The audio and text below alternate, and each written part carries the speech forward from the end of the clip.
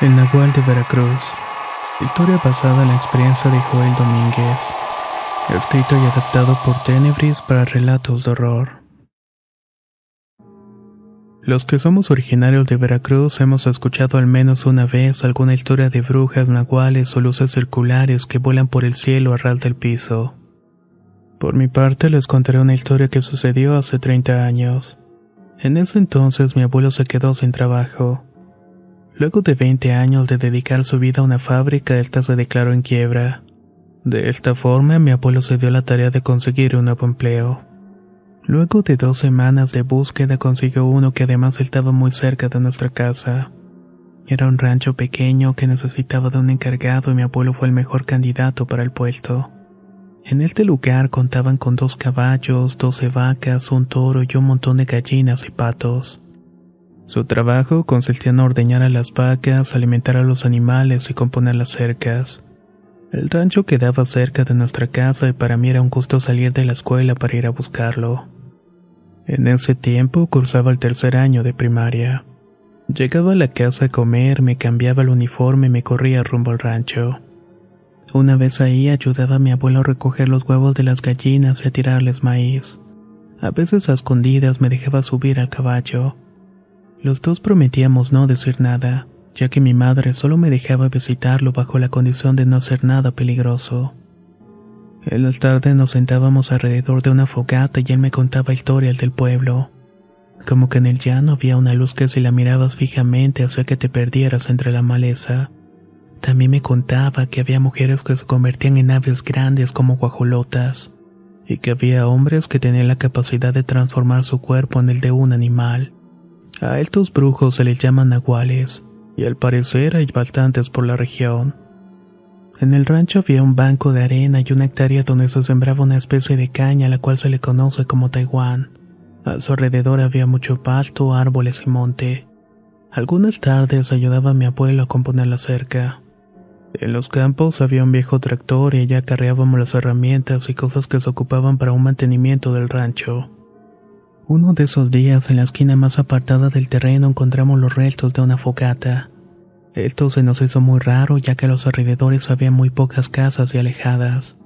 Mi abuelo me dijo que tal vez se trataba de alguna persona que fue de cacería. En mi colonia, que es rural, las casas son humildes y la mayoría hechas con techo de láminas y madera. Nos asentamos a un lado de las vías del tren y la constituía una sola calle para entrar y salir. Al ser una colonia tan pequeña, rápidamente se esparció el rumor sobre un nahual. La gente contaba que ese animal y bestia se posaba sobre el techo de las casas. Era tan corpulento que su peso dejaba las láminas y vigas sumidas. Muchas de las mujeres de la colonia eran chicas jóvenes. Cuando se escuchaban los ruidos del nahual era seguro que 1 o 2 despertaban con moretones y chupetones en el cuerpo. Según las creencias de mi abuelo, los nahuales se alimentan de mujeres jóvenes. Dicen que les chupa la sangre como si fueran vampiros. Mi casa también era de techo de lámina y vivían mis 3 hermanos, mi madre y yo. Mi padre trabajaba mucho, así que casi no estaba con nosotros. A un lado de la casa vivían nuestros abuelos y solamente eran ellos 2. En cierta ocasión por la noche se escuchó que algo caía en la lámina de la casa. Desde la cocina pudimos ver cómo se sumía y las vigas tronaban. Parecía que aquella cosa estaba arañando la lámina por los ruidos tan espantosos. Naturalmente nos asustamos muchísimo y mi mamá se puso a rezar frente a una imagen de la Virgen de Guadalupe. Estuvimos cerca de 1 hora aproximadamente así. Mientras tanto mi hermano mayor quería salir para ver qué estaba pasando, pero mi mamá no lo dejó. A la mañana siguiente mi hermana mayor amaneció con moretones en las piernas y en los brazos. Ese día era un sábado, así que me fui corriendo al rancho con mi abuelo ya que estaba ordeñando las vacas. Ahí le conté qué había sucedido y él volvió a decir que se trataba de un nahual. Me puse a darle de comer a las gallinas, entre los dos terminamos pronto las tareas del rancho y regresamos a la casa temprano. El abuelo llegó directamente a hablar con mi mamá y le contó que hacía muchos años había escuchado que echar semillas de mostaza podía detener a estas criaturas. Según la creencia, los nahuales no se pueden resistir a contarlas, así los agarra la luz del día. También escuchó que el metal oxidado lastima la piel de estas bestias. Por esta razón, la gente de la zona ponía machetes, clavos y varillas viejas con el fin de protegerse. Mis hermanos y yo nos pusimos a buscar dentro de la casa y a los alrededores todo tipo de cosas oxidadas para aventarlos al techo. Pasó exactamente una semana cuando se volvió a escuchar que algo estaba en las láminas. A diferencia de la vez anterior, ahora parecía que esta cosa rondaba de un lado para otro. Como mi padre estaba presente, salió rápidamente con un machete en mano para ver de qué se trataba todo. Sin embargo, una vez afuera, escuchó que la criatura caía por el lado trasero de la casa. Allá había uno de esos árboles a los que llaman ubero. Cuando corrió hacia él, vio un animal que volaba del árbol hacia el monte. Después de esa noche pasaron varias semanas en las que no vimos ni escuchamos algo parecido. Cierta tarde, platicando con el abuelo, me dijo que una de las vacas estaba a punto de parir. Él creía que esa noche no pasaba nada y me pidió que lo acompañara. Ándale, hijo, vamos por café y la cena y nos quedamos aquí para cuidar que todo salga bien con el parto. Mañana es sábado y no va a haber problemas si hablo con tu mamá. Fuimos a la casa por el café, la cena y regresamos al rancho. También llevamos cobijas y una cáscara de coco para quemarla y espantar a los mosquitos. Como eso de las 11 de la noche me quedé dormido.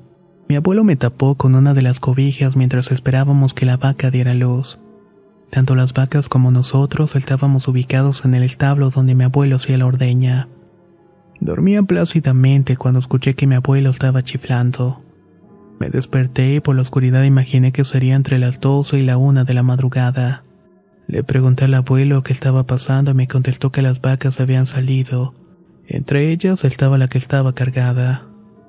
Ensilló un caballo y me ordenó que me subiera y estuvimos buscando a las vacas y logramos ver dos cerca del monte, pero la que iba a parir no se veía por ninguna parte. De pronto escuchamos un mugido por la esquina apartada del rancho, la misma donde semanas antes habíamos encontrado el rastro de la fogata. Mi abuelo bajó del caballo pidiendo que lo siguiera a pie y nos dirigimos a la esquina del terreno. Ahí detrás de los árboles estaba la vaca echada ya en trabajo de parto. Mi abuelo me dijo que el becerro ya tenía una buena parte del cuerpo fuera. Una media hora después ya había nacido. Era un becerro muy bonito y el abuelo me pidió que me quedara ahí mientras se internaba en medio de los árboles. Como tenía mucho miedo no le hice caso y lo seguí. Fue entonces que vimos una fogata ardiendo rodeada de piedras y al lado suyo un tendedero. Se me estremeció cada músculo del cuerpo al ver que del tendedero colgaba una piel humana. Era como si hubieran desollado una persona desde el pecho hasta los pies. Con que aquí es donde hace sus porquerías ese nagual, susurró el abuelo. La idea que me cruzó por la mente es que habían asesinado a alguien.